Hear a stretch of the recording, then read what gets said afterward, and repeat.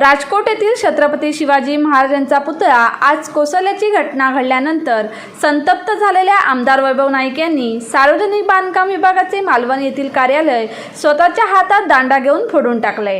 या घटनेचा व्हिडिओ कोकण नाऊच्या हाती लागला असून पहा कशी घडली आहे घटना।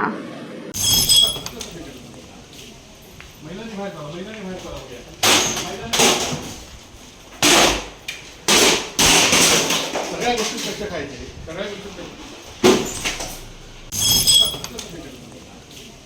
महिलांनी बाहेर जावं, महिलांनी बाहेर करावं,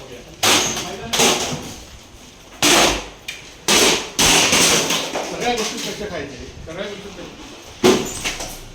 असे आणखी व्हिडिओ पाहण्यासाठी कोकण नाऊचं यूट्यूब चॅनल सबस्क्राईब करा, बेल बटन दाबा, ताज्या घडामोडींसाठी लॉग इन करा kokannav.com।